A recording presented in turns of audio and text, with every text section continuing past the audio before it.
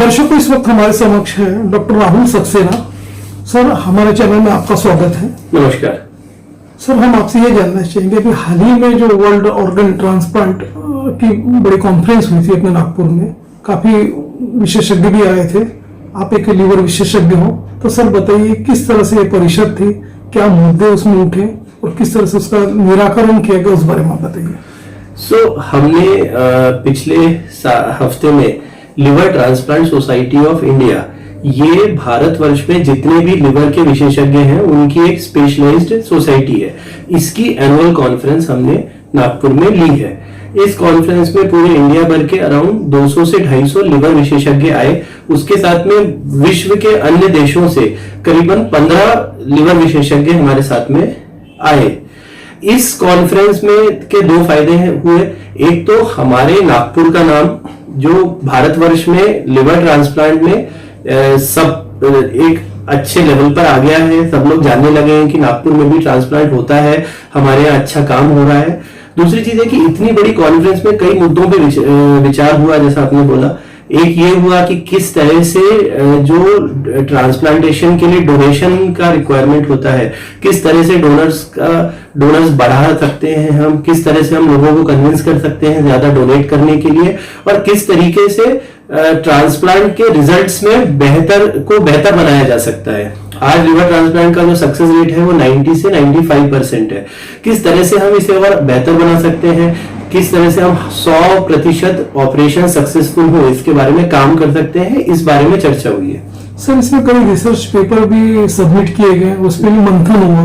तो आप बताइए, अपने नागपुर में जो ऑरेंज सिटी में ये इतना भव्य कॉन्फ्रेंस हुआ, तो उसका जिस्ट क्या निकला, सारांश उस बारे में बताइए। देखिए, लिवर ट्रांसप्लांट एक धीरे धीरे एक स्टैंडर्ड साइंस बनता जा रहा है। ये एक अच्छा ऑपरेशन है जिससे पेशेंट्स को फायदा होता है, और अगर सिरोसिस के मरीज, लिवर डिजीज के मरीज सही टाइम पे ट्रांसप्लांट कराए तो उनकी बीमारी जड़ से चली जाएगी। सो इस बारे में क्या क्या नई तकनीकें हैं, क्या किस तरह से ऑपरेशन हो सकता है, ऑपरेशन के बाद में जो पोस्ट ऑपरेटिव कोर्स है उसको कैसे मैनेज कर सकते हैं, लॉन्ग टर्म इम्यूनोसप्रेशन कैसे मैनेज कर सकते हैं, इन सब बातों के ऊपर चर्चा हुई है। सर, जैसे कि आप एक लिवर सर्जन हो, तो सर हम आपसे ये भी जानना चाहेंगे कि जो आजकल के जो युवा वर्ग है, इसमें जो खान पान जो चल रहा है, जो वो इम्यूनिटी अनकंट्रोल, ब्लड शुगर हो गए, फैटी लिवर्स के प्रॉब्लम्स काफी बढ़े, हेपेटाइटिस बी के भी प्रॉब्लम बढ़ रहे, तो इसका दूरगामी असर उनके लिवर पे किस तरह से होता है? एक सर्जन के नाते आप क्या कहोगे? आपके माध्यम से हमने इस बारे में काफी बार चर्चा की है। जो हमने जैसे जैसे हमारी जीवन शैली वेस्टर्नाइज हुई है, हमारा खाना जो है वो वेस्टर्न बाहर के देशों की तरह हो गया है। हम ज्यादा सेडेंटरी लाइफस्टाइल, आराम की जिंदगी बिता रहे हैं। जब से कोविड आया तब से सब लोग घर पे बैठ के काम करने लगे, जो एक्टिविटी लेवल है वो पूरी तरीके से कम हो गया।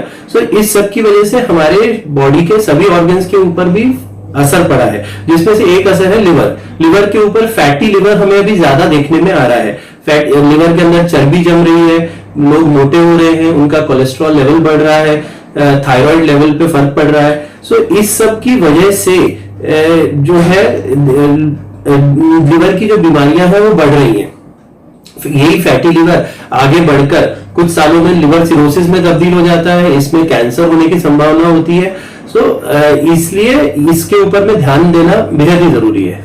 डॉक्टर राहुल सक्सेना सर, आपको शहर विदर्भ और इंटरस्टेट के दर्शक लाइव देख रहे हैं। हमारे दर्शक आपका नंबर स्क्रीन पर रोल आउट हो रहा है, उसे भी देख के आपसे डायरेक्ट संपर्क भी कर सकते। तो डॉक्टर सक्सेना सर, चलते चलते हमारे दर्शक, अब जबकि भव्य फेस्टिवल है दीपावली, तो आपकी क्या शुभकामना होंगी हमारे दर्शकों की? देखिए, आपके माध्यम से मैं सारे दर्शकों को दीपावली की ढेर सारी शुभकामनाएं देता हूं। लेकिन आप सब इस त्योहार का आनंद उठाते समय ध्यान रखें कि अपने खाने पे ध्यान रखें। बहुत ज्यादा ऑयली, बहुत ज्यादा फैटी तली हुई चीजें खाने से बचे।